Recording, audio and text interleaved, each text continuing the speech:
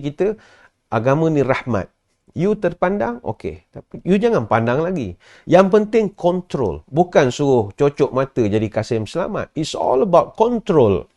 Macam mana kita mengawal.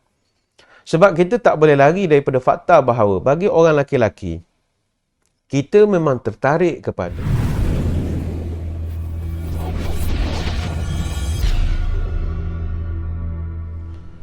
Assalamualaikum warahmatullahi wabarakatuh.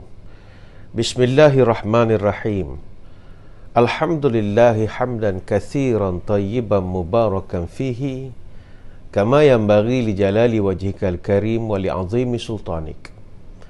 Allahumma salli ala sayyidina Muhammadin abdika wa rasulika nabiyil ummi wa ala alihi wa sahbihi wa sallim. Na'udzu bi kalimatillahi tammati min syarri ma khalaq. Bismillahilladzi la yadurru ma'a ismihi syai'un fil ardi wa la fis sama' wa huwas sami'ul 'alim. Allahumma idfa' 'anil waba wal ghala wal riba waz zina wal mihan wasu'al fitan ma dhahara minha wa ma batan an baladina hadha khasatan wa an sa'iril biladil muslimina 'amatan ya rabbal 'alamin. Nawaitu ta'alluma wa ta'lim wa tazakkura wa tazkir wa naf'a wal intifa' wal ifadah wal istifadah wal hatha 'ala tamassuki bi kitabillah wa sunnati rasulih wa du'a ilal huda wa dalalah 'alal khair ibtigha'a wajhillah wa mardatihi wa qurbihi wa thawabihi lillahi ta'ala. Allahumma raddina bi qada'ika wa sabbirna 'ala bala'ika wa auzi'na syukra ni'maika. Ya Allah, jadikan kami redha dalam menerima segala ketentuan-Mu. Jadikan kami sabar dalam menerima segala ujian-Mu. Dan bimbinglah kami untuk sentiasa syukur menerima segala nikmat daripada-Mu. Alhamdulillah, apa khabar saudara?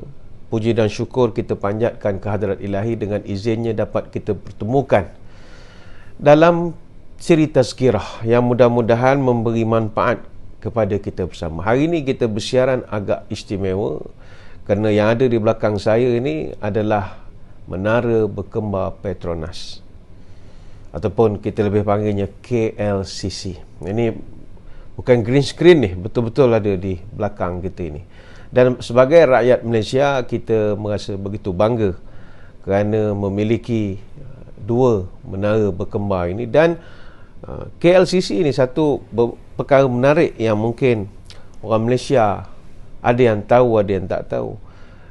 Asalnya dia dicipta bukan sebagai tempat shopping, tetapi dicipta sebagai lightning conductor untuk menjadi penebat kilat, thunder.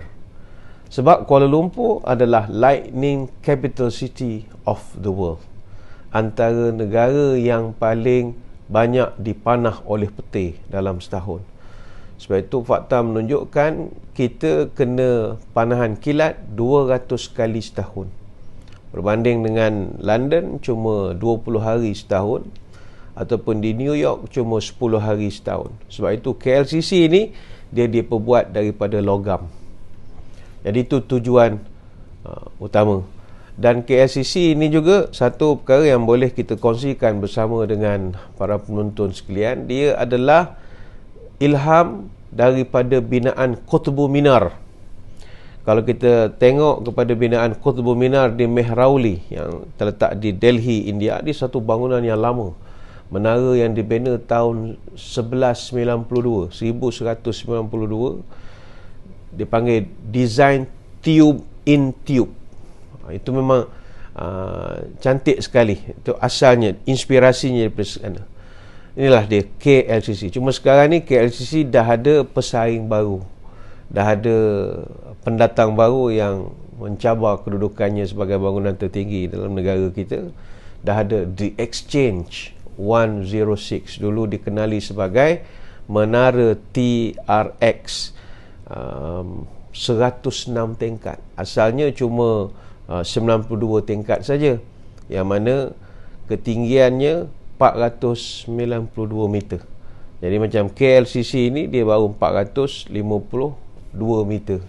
Macam kita di Kuantan, kita ada menara Teruntum, itu baru 180 meter, rendah sikit daripada Bukit Pelindung lah. Bukit Pelindung 220 meter. KL Tower 421 meter, itu tertinggi di Asia Tenggara, nombor 7 di dunia. Jadi The Exchange 106 nanti akan menggantikan Menara Berkembar Petronas sebagai bangunan tertinggi di Malaysia dan Asia Tenggara. Cuma akan datang kita akan ada 2 lagi bangunan yang juga mencatat rekod sebagai bangunan tinggi. Pertama, Menara Warisan Merdeka ataupun orang lebih kenal sebagai PNB 118, iaitu Ibu Pejabat kepada PNB, 118 tingkat, 644 meter kurang lebih. Dan ada Tradewinds Square Kuala Lumpur, dalam lebih kurang 775 meter, 150 tingkat. Sebab The Exchange cuma ada 106 tingkat. Namun The Exchange 106 tetap mencipta legasi sebagai bangunan pencakar langit pertama di Asia Tenggara yang ada lebih daripada 100 tingkat. Inilah yang kita sebagai intro atau mukadimah sajalah ceritakan tentang apa yang ada di belakang kita ini. Saudara-saudari sekalian, pada kesempatan kali ini saya ingin bawakan satu hadis yang mana Nabi SAW pernah berpesan kepada kita. Kata Nabi, "Ma taraktu ba'di fitnatan adarra 'ala rijali minan nisa'i." Aku tidak meninggalkan ujian yang lebih berbahaya bagi seorang laki-laki selain daripada ujian godaan wanita. Hadis riwayat Bukhari dan Muslim. Sebab itu saudara-saudari sekalian, bercerita tentang godaan wanita ini bukanlah satu topik yang merendah-rendahkan kedudukan wanita, tidak. Ini menunjukkan wanita ada kelebihan, ada tarikan. Sebab itu kalau orang marketing, orang pemasaran, mereka akan manipulate ataupun menggunakan wanita sebagai daya tarikan. Kita kalau lalu di lebuh raya, pandang kiri kanan billboard, berapa banyak billboard yang menggunakan laki-laki, berapa banyak model atau menggunakan perempuan. Sudah pasti orang-orang berniaga digunakan perempuan sebagai tarikan. Jaranglah kita jumpa iklan orang laki-laki, kecuali iklan-iklan tertentu, sebab mereka ada tarikan. Sebab itu Islam dia tampil untuk nak mengajar kita bagaimana nak mengurus kepada godaan ini. Sebab itu Nabi SAW sendiri percaya, dan Nabi boleh memahami kalau ada orang dia tak kuat dengan godaan perempuan. Itu manusiawi.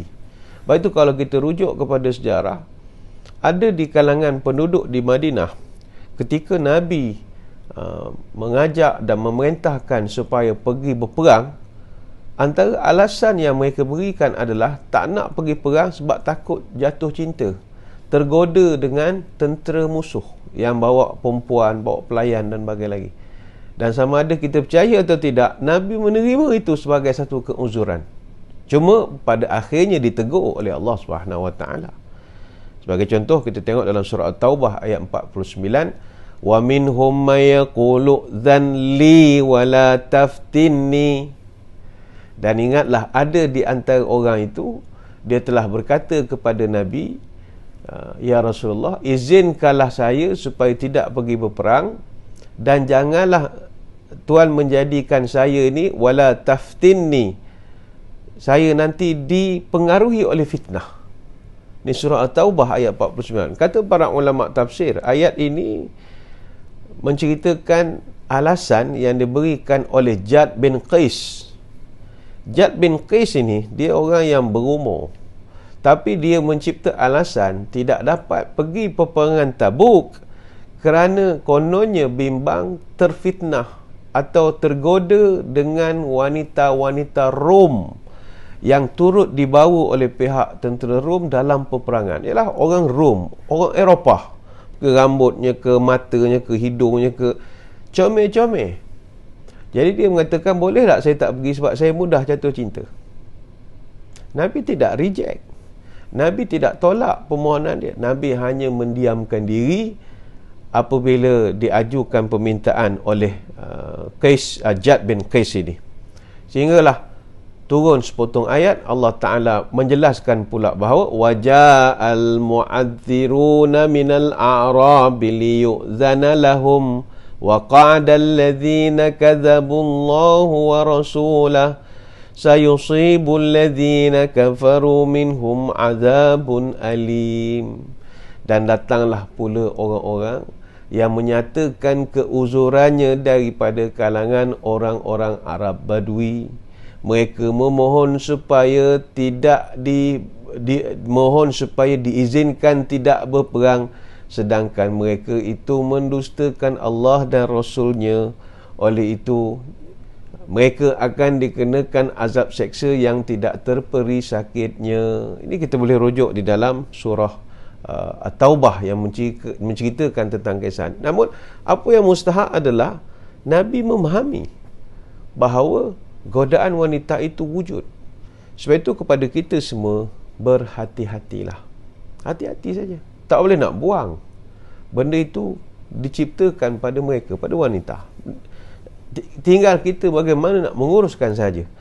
Sebab itu benda ini diakui, benda real. Dalam Quran pun, kalau Allah Ta'ala tak kala bercerita tentang nafsu syahwat manusia, dalam surah Ali Imran ayat yang ke-14, Zuyyina linnasi hubbus syahwati minan nisa wal banin wal qanatiril muqantarah minadh dhahabi wal fiddah wal khaylil musawwamah wal an'am wal harth dzalika mata'ul hayatid dunya wallahu indahu husnul ma'ab. Dan dijadikan pada manusia syahwat, ada nafsu pada beberapa perkara. Yang nombor satu Allah Ta'ala sebutkan minan nisa, nombor satu perempuan. Dia suka pada wanita.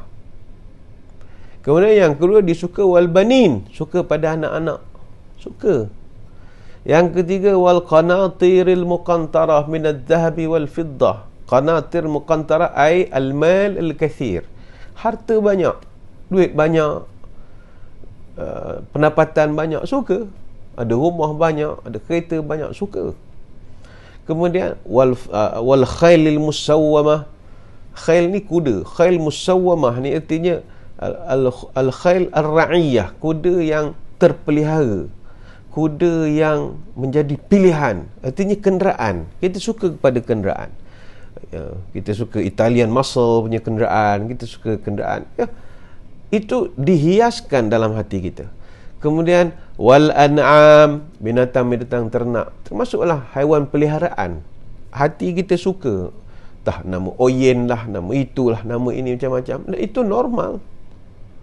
Kemudian wal harth, cinta dia kepada tanam-tanaman, sama ada kebun, sawah ladang ataupun pokok-pokok. Ada orang dia suka gardening, tanam bunga, tanam macam-macam, tanam rumput kapet, dia suka. Tetapi ingat, Allah Ta'ala menyebutkan zuyyina linnasi hubbus syahwat, aku hiaskan dalam hati manusia, dijadikan indah pada pandangan manusia 5 perkara ini. Zuyyina, hias. Apa makna hias? Benda kalau hias, pertama, jangan berlebih. Manusia kalau asalnya dah sedia natural beauty, tapi bila dia terlampau sangat make up, dah macam muka kena penampar, tak guna juga. Dia hilang dia punya natural beauty. Dan kalau jangan tak ada hiasan langsung, nanti jangan tak ada langsung. Sikit-sikit touch up, berubah lah, bagi kecantik sikit. Maka sama juga kasih sayang kita kepada wanita, kepada harta, pada kenderaan, pada kucing, kepada ikan, silakan. Tapi jangan berlebih dan jangan tak ada langsung. Sebab Nabi SAW pun mengakui bahawa dunia ni sedap. Tak ada orang akui. Kita sejak daripada kelonggaran dalam peraturan untuk kita travel, antara daerah ke daerah, pergi bawa anak berjalan, kita dapat merasakan bahawa dunia ni sedap. Pergi ke air terjun, pergi ke pantai, pergi terbang ke Langkawi. Dah ada kawan-kawan kita pun dah ada yang pergi keluar negara pun dah ada dah, pergi atas urusan-urusan tersendiri. Itu Nabi sebut, inna dunya hulwatun khadiratun. Dunia ni, kata Nabi, manis. Manis. Sedap, manis. Kita duduk terperap dalam rumah setahun lebih, barulah kita tahu nikmatnya keluar. Tengok dunia. Hulwatun khadiratun. Dunia ni memang manis. Wa inna Allaha mustakhlifukum fiha fayanzuru kaifa ta'malun. Dan sesungguhnya Allah telah menguasakan dunia itu kepada kamu, dan Allah memerhatikan apa yang kamu buat. Kita diberi kuasa untuk menguasai dunia ini. Tapi di hujungnya apa Nabi pesan? Fattaqud dunya wattaqun nisa. Namun ingat, kata Nabi, takutlah kamu pada dunia dan takutlah kamu kepada wanita. Fa inna awwala fitnati bani Israel kanat fin nisa'i. Ini kerana sumber bencana ataupun kehancuran utama Bani Israel semuanya bermula daripada masalah wanita. Hadis riwayat Imam Muslim.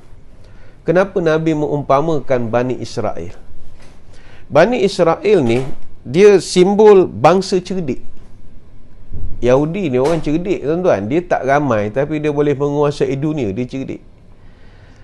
Tapi walaupun dia cerdik, dia kalah juga dengan godaan wanita. Hilang kecerdikannya kalau tiba bab godaan wanita. Daripada Yahudi dulu sampai Yahudi sekarang. Bani Israel ni. Bani Israel dulu, Yahudi sekarang. Orang Yahudi cerdik. Kalau dalam konteks sekarang, sejak 105 tahun, 174 orang Yahudi menang 15 dozin hadiah Nobel. Mereka menang 13 anugerah dalam bidang literature. Mereka menang 32 anugerah dalam bidang chemistry. Mereka menang 27 anugerah dalam bidang ekonomi. Mereka menang 53 anugerah dalam bidang fisiologi dan perubatan.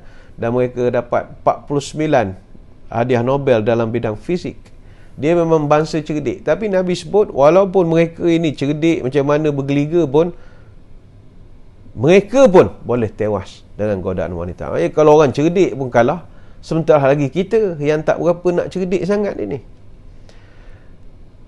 Mungkin ada orang kata, oh, barangkali nak godaan perempuan ni, kita kena kuatkan agama, kena banyak berzikir. Jangan cakap. Ini ulama salafus salih pun, yang jauh lebih tinggi kedudukan berbanding kita, lebih ustaz daripada kita, mereka pun akui mereka khawatir kepada godaan wanita. Mereka khawatir.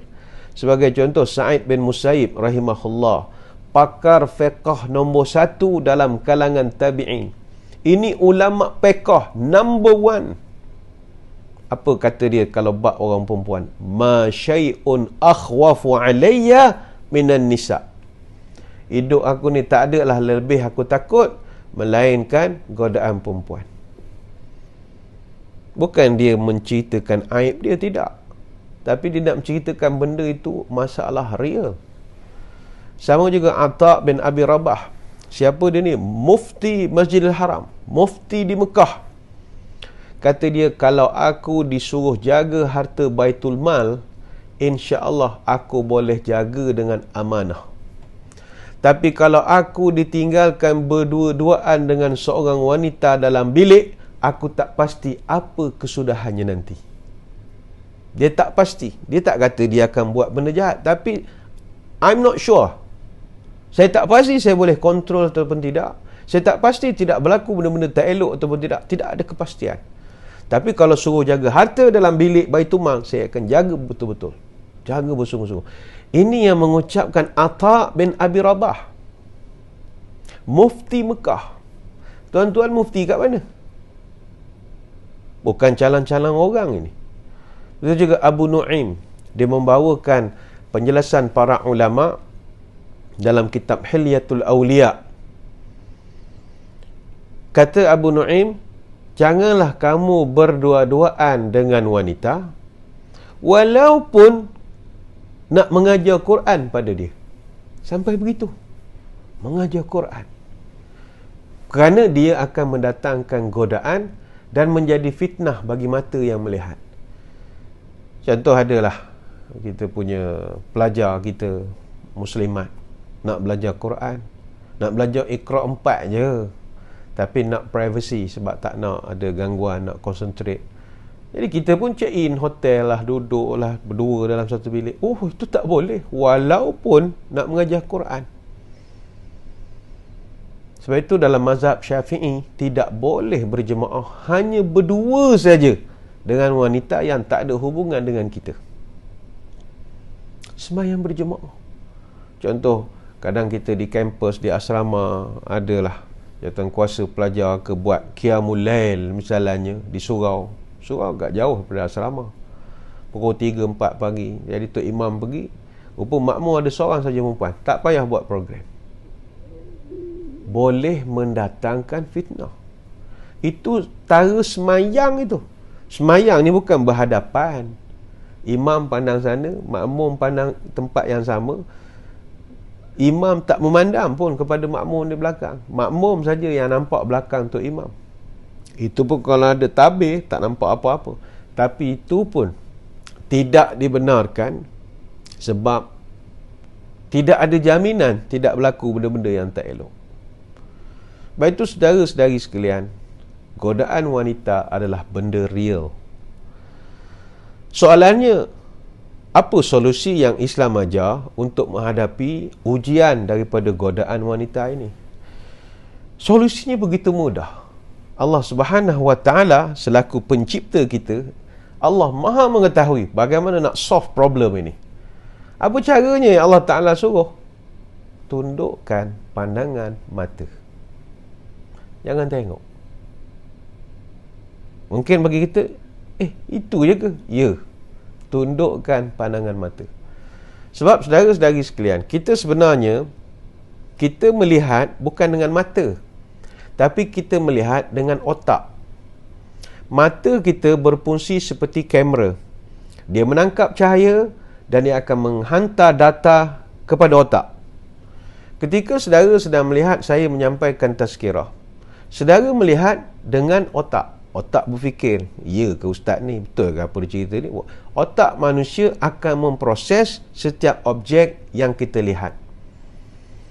Sebab itu punca kepada berlakunya benda-benda tak elok, sebagai contoh zina, dia adalah kerana masalah atau punca daripada pandangan mata. Sebab itulah kalau dalam Quran, Allah Ta'ala mendahulukan perintah memalingkan pandangan mata sebelum perintah menjaga kemaluan. Qul lil mu'minina yaghuddu min absarihim wa yahfazu furujahum dzalika azka lahum innallaha khabirum bima yasna'un. Dalam ayat ini jelas Allah Ta'ala menyebut, katakanlah kepada orang-orang yang beriman, hendaklah mereka menahan pandangannya. Pertama. Yang kedua, hendaklah memelihara kemaluannya. Yang itu lebih suci kepada mereka. Sesungguhnya Allah melihat apa yang mereka lakukan. Surah An-Nur ayat yang ke-30. Jadi sebab itu bermula dengan pandangan, membawa kepada khayalan, membawa kepada langkah nyata, kemudiannya berlakulah tindakan kejahatan yang besar, iaitu zina. Maka bermula daripada mata. Sebab itu bijak pandai mengatakan, barang siapa yang boleh jaga 4 perkara, maka dia akan menyelamatkan agamanya. Pertama, al-lahazat. Yang kedua, al-khatarat. Yang ketiga, al-lafazat. Yang keempat, al-khutuwat. Nombor 1, kita kena belajar jaga al-lahazat, pandangan mata. Belajar kontrol pandangan mata. Telinga tak ada masalah. Telinga boleh dengar banyak, tapi dia tak sekuat pandangan mata punya tarikan. Yang kedua, khatarat. Fikiran yang melintas di dalam hati kita, angan-angan dan macam-macam lagi. Imajinasi kata orang sekarang. Itu kena kontrol, bukan buang, kontrol. Yang ketiga, al-lafazat, ucapan. Yang keempat, al-khutuwat, langkah, tindakan. Waktu Nabi SAW dia pernah berpesan kepada Sayyidina Ali, "Ya Ali, la tutbi' nazratan nazrata." Kata Nabi, "Wahai Ali, jangan engkau mengikut pandangan kepada pandangan. Fa innama lakal ula wa laysat lakal akhiratu." Kerana bagi engkau yang pertama dan bukan bagi engkau yang selain daripada itu. Maknanya pandangan ketika yang kedua adalah pandangan berdosa. Maksudnya begini. Contoh kita di kawasan KLCC. Kita turun ke bawah nak mencari makan ke, nak mencari buku ke di kedai sebelah. Yalah, manusia ramai. Ini bukannya Mekah, Madinah, orang semua berpakaian syariah, compliant apa semua. Dia kita jalan. Kita niat nak beli buku atau niat nak memberi barang misalnya. Lalu satu orang wanita, pakaiannya yang, yalah, orang Kuala Lumpur, orang bandar. Bila kita melihat apa yang yang kita lihat kali pertama itu sebagaimana kata Nabi, la tutbi' nazrata nazrata. Pandangan kamu jangan ikut pandangan pertama. Maksudnya pandang yang first itu bukan kehendak kita. Ini manusiawi. Kita berjalan tak memandang orang, langgar dinding, langgar macam-macam. Pandangan yang pertama itu dimaafkan. Tetapi la tutbi' nazratan nazrah. Jangan ada pandangan kedua. Kita pandang, Masya Allah katanya, pakaian dia. Pandang ke tempat lain. Jangan pandang lagi. Itu yang merosakkan. Mana tengok sekali lagi. Itu adik-adik kena jaga. Mana kalau berjalan nampak amoy ke, pelancong ke. Wow, contoh. Alih, wadul basar. Alihkan, astaghfirullahaladzim. Terpandang pula lah. Jangan pula intai lagi. Ini yang boleh merosakkan. Mana yang pandangan pertama tadi manusiawi. Kita duduk negara berbilang kaum, kita tak boleh expect semua orang faham dengan peraturan beragama ini. Jadi kita, kalau tak, macam mana saudara-saudari nak berjalan ke luar negara, nak pergi ke London, nak pergi ke Paris, apa semua, Amsterdam, pergi Australia, semua orang bukan macam pahaman dalam agama kita. Jadi kita, agama ni rahmat. You terpandang, okey. Tapi you jangan pandang lagi. Yang penting kontrol. Bukan suruh cocok mata jadi Kasim selamat. It's all about control. Macam mana kita mengawal. Sebab kita tak boleh lari daripada fakta bahawa bagi orang laki-laki, kita memang tertarik kepada wanita. Ini bagi laki-laki yang sihat. Dia tertarik kepada wanita. Sebab itu saya tertarik nak kongsi satu kajian yang pernah dibuat oleh Kodak Lens Vision Center. Dia buat kajian terhadap 3,000 responden. Dia buat kajian tentang berapa kali seorang lelaki memandang kepada wanita dalam sehari. Jadi dia buat kajian kepada 3,000 responden. Dia punya finding, mereka mendapati lelaki kebiasaannya menghabiskan 43 minit sehari memandang 10 wanita berbeza sehari. Ini yang kita menempuh ni, bukan kira dalam Facebook ke apa, itu cerita lain. Maknanya kalau kita habiskan 43 minit sehari memandang 10 wanita berbeza, maknanya dalam setahun 259 jam kita peruntukkan hanya untuk memandang perempuan. 259 jam itu bersamaan lebih kurang 11 hari setahun. Maknanya dalam setahun 11 hari kita kerja menengok perempuan saja. Ini berarti kalau bermula umur 18 tahun sampailah umur 50 tahun misalnya, seorang laki-laki dia telah menengok perempuan selama 11 bulan 11 hari. Maknanya selama 37 tahun umurnya, dia memperuntukkan setahun khusus untuk menengok perempuan saja. Ini orang lelaki punya mata. Adapun orang perempuan, dia hanya memandang 6 orang laki-laki saja sekitar 20 minit satu hari. Tak sekerap kita. Mereka lebih kerap memandang kepada handbag ke, gelang ke, cincin. Dia itu yang lebih banyak dia pandang. Ada juga kajian pernah dibuat oleh Ohio State University tentang Berapa kerap lelaki berfikir tentang seksual? Tadi kan kita dah sebut para ulama pesan, fikiran bermula dari pandangan. You jaga you punya mata, insya-Allah fikiran you tak banyak menerawang, berimajinasi. Dalam kajian oleh Ohio State University mendapati lelaki kebiasaannya berfikir tentang perkara berkaitan seks, bukan cerita seks saja, perkara yang berhubung kait dengan seks sebanyak 19 kali sehari. Maknanya sekali setiap 1.26 jam. Menarik kajian ini. Dan didapati juga lelaki berfikir tentang makanan 18 kali sehari dan fikir tentang tidur 11 kali sehari. Orang perempuan hanya memikirkan tentang seksual hanya 10 kali sehari, fikir tentang makan 15 kali sehari dan fikir tentang tidur 8.5 kali sehari. Jadi ada kebenarannya bahawa bila kita tak jaga mata, maka akan merosakkan kepada pemikiran. Banyak fikir kepada benda-benda itu. Sebab itu agama suruh menjaga mata. Bila kita tak menjaga mata, walhasilnya ada data yang dikeluarkan oleh sebuah laman pornografi terkenal di dunia.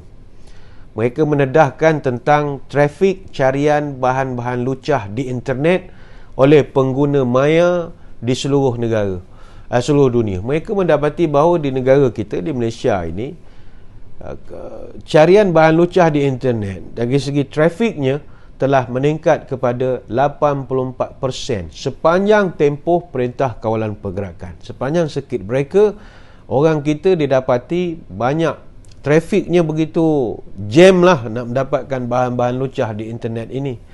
Data itu menunjukkan bahawa Malaysia duduk di kedudukan 4 negara teratas di dunia rakyat dia suka menengok pornografi. Selepas daripada Slovakia, Bulgaria dan Ireland. Kita 4 top 4. Dan di Asia kita number 1. Ini bukanlah kita nak banggakan sangat. Tapi kenapa jadi begitu? Sebab kita tak jaga mata. Bila kita tak nak jaga mata, kita akan nak tengok pada benda tersebut. Sebab itu dianggarkan 3 hingga 4 daripada setiap 10 rakyat di Malaysia didapati melayari laman bahan lucah ataupun pornografi dalam tempoh seminggu. Lepas itu kita berdoa pada Allah, bila dah ada kelonggaran ni sikit, masyarakat kita boleh keluar tengok hutan, tengok taman, tengok laut, tengok air terjun. Jadi kuranglah sikit imajinasi nak menengok benda-benda tak senonoh ini. Sebab itu dapatan daripada Universiti Kebangsaan Malaysia itu lebih terperinci lagi. UKM dia menggunakan 176 responden yang terdiri daripada pasangan yang sudah berkahwin, umur antara 18 sampai 60 tahun. Dia buat kajian, 35.2% daripada mereka ini, responden ini, melayari pornografi kurang daripada sekali seminggu. Mana mesti ada seminggu sekali tengok. 63% daripada 176 responden mengaku melayari bahan lucah ataupun pornografi sekurang-kurangnya at least seminggu sekali. 14.7% daripada mereka seminggu 2 kali. 5.1% tonton porno seminggu 3 hingga 4 kali. Dan ada 6.8% yang menonton porno lebih daripada 4 kali seminggu. Lepas itu ini ialah mana yang dah berlaku lah. Ni cerita PKP apa semua. Pada adik-adik, saudara-saudara, kena kawal. Kalau kita tak kawal, tengok juga, dia akan mendatangkan dalam pemikiran dan akhirnya merosakkan kita. Itu yang godaan itu. Allah Ta'ala mudah saja, mu jaga mata, selesai masalah. Ini kita khawatir. Sebab itu bila ada satu kajian yang pernah dibuatkan oleh iPrice Malaysia, dia buat kajian semasa tempoh PKP, PKP pertama bulan Mac tahun lalu sampai awal tahun ini, permintaan masyarakat kita terhadap sex toys, vibrators dan alat-alat perangsang seksual yang order secara atas talian meningkat 347%. Permintaan terhadap alat menguji kehamilan naik 79%. Permintaan terhadap kondom naik 61%. Kenapa ni semua meningkat? Kerana suasana dan juga kerana tidak ada kawalan. Sebab itu agama ni semuanya tentang kawalan. Ayuh kita jaga diri supaya akhirat mendapat barakah. Banyakkan takwa kepada Allah. Jauhkan nafsu serakah. Jauhkan sifat bermewah-mewah. Supaya akhirat tidak dipanggang. Di tali Allah tempat berpegang. Petua diingat, amanah dikenang. Banyakkan amal pagi dan petang. Supaya akhirat tidak diseksa. Hidup jangan membuang masa.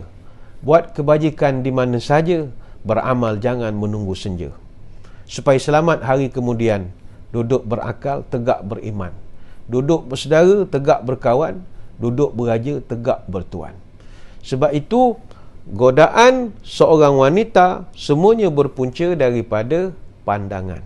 Kalau dapat kita jaga pandangan ini, maka kita akan berjaya menghadapi godaan. Sebab itu, dalam hadis daripada Abu Hurairah, Nabi pernah menyebut, innallaha kataba ala bani Adam hazzahu minaz zina adraka zalika la mahalata. Sesungguhnya Allah telah menetapkan bahagian zina untuk setiap anak Adam. Dia akan mendapatkannya dan tak akan boleh menghindarkannya. Fazinal ainin nazaru. Kata Nabi, zina mata Allah dengan memandang. Wa zinal lisanil mintiqu, dan zina lidah adalah ucapan. Wal qalbu tamanna wa tashtahi, dan zina hati adalah dia membayangkan dan merasakan syahwat dengan bayangan itu. Wal farju yusaddiqu zalika kullahu wa yukadzibuhu, dan kemaluan pula akan membenarkan semua yang dibayangkan ataupun yang didustakan. Hadis riwayat Bukhari dan Muslim. Sebab itu Quran dia memberikan satu solusi lagi. Jangan dekat pun kepada benda-benda yang boleh bawa kepada zina misalnya. Bawa kepada benda-benda yang merosakkan. Maka mata itulah punca kepada segala-galanya. InsyaAllah kalau kita boleh jaga mata, kita boleh berjaya. Al-ainu tazni wal qalbu yazni fazinal aini nazar wa zinal qalbi tamanna wal farju yusaddiq ma hunalika ukadzibu. Mata itu pun kata Nabi dia boleh jadi berzina kerana dia menelanjangkan orang, membayangkan orang. Hati juga berzina. Zina mata, kau melihat benda-benda yang diharamkan. Zina hati, kau membayangkan yang menjadi trigger atau pemicu kepada syahwat yang terlarang ini. Nabi suruh kontrol. Hadis riwayat Imam Ahmad. Sebab itu, bagi kita orang lelaki khususnya, yang berjaya menundukkan pandangan daripada perkara-perkara yang haram, besar pahalanya. Nabi SAW pernah pesan tentang bahayanya pandangan kepada orang perempuan ni. An-nazratu sahmun min sihamin iblis masmumatun faman tarakaha min khawfillah athabahu jalla wa azza imanan yajidu halawatahu fi qalbi. Nabi sebut memandang perempuan ini dia bagaikan panah beracun yang merupakan anak-anak panah daripada pelbagai panah iblis. Maka barang siapa yang meninggalkan panah perempuan kerana takut kepada Allah, maka Allah akan memberi balasan iman kepadanya yang dia akan terasa manis ketika dapat melakukan hal tersebut. Ini hadis riwayat Al-Hakim dalam Al-Mustadrak. Baik itu Nabi memberi jaminan pada kita, admanu li sittan min anfusikum adman lakumul jannah. Engkau buat 6 perkara, aku jamin kau masuk syurga. Asduku idza haddatstum wa aufu idza wa'adtum wa addu idza tumintum wahfazu furujakum wa ghuddu absarakum wa kuffu aydiyakum. Pertama kata Nabi, kalau kamu bercakap, jangan menipu. Jangan nipu. Aku jamin kau masuk syurga. Kemudian kalau berjanji, mesti ditepati. Yang ketiga, maka kalau kau menjaga kemaluan. Maknanya jangan buat benda-benda tak senonoh. Kemudian menjaga pandangan. Kemudian tahanlah kedua tangan. Wa kufu aydiyakum. Tahanlah tangan daripada buat mukul orang, mencuri orang dan sebagainya. Dan kepada orang muda-muda, yang masih bujang, nak mengelakkan benda-benda begini, Nabi sallallahu alaihi wasallam menambahkan satu lagi untuk nak menyelesaikan masalah adalah berkahwin, menikah. Ini sarana untuk menjaga gejolak nafsu, kehendak nafsu. Berkahwinlah. Kalau dah kahwin, tambah lagi. Begitulah, ni contoh sajalah. Nabi sebut, ya ma'syar syabab, man istata'a minkumul ba'ah falyatazawwaj. Siapa yang nafsunya menggelodak, falyatazawwaj, maka kahwinlah, kata Nabi, fa innahu aghuddu lil basar wa ahsanu lil faraj.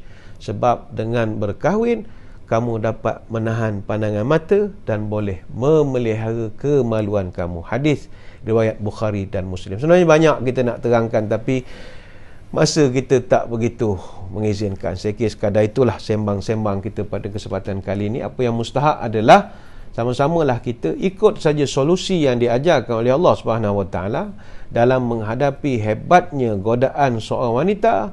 Jaga pandangan. Itu solusi yang terbaik. Jaga pandangan, bukan butakan mata, kontrol. Banyak doa pada Allah. Sekadar itu, kita tutup pertemuan kita dengan sedikit doa. Moga-moga ada keberkatan di sisi ilahi. A'udzubillahi minasyaitonirrajim. Bismillahirrahmanirrahim. Allahumma salli ala Sayyidina Muhammadin salatan tukhrijuna biha min zulumatil wahmi wa tukrimuna binuril fahmi wa tudihu lana ma nashkala hatta yufham innaka ta'lam wa la na'lam wa anta a'lamul ghuyub.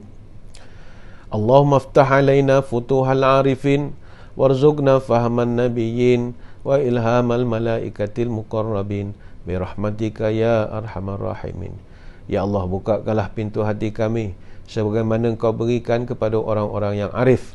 Kurniakanlah kepada kami kefahaman para nabi, berilah kepada kami ilham para malaikat yang sentiasa hampir kepadamu dengan rahmat-Mu, wahai Tuhan yang Maha Pemurah lagi Maha Penyayang. Wassallallahu ala sayyidina Muhammadin wa ala alihi wa sahbihi wa baraka wasallam.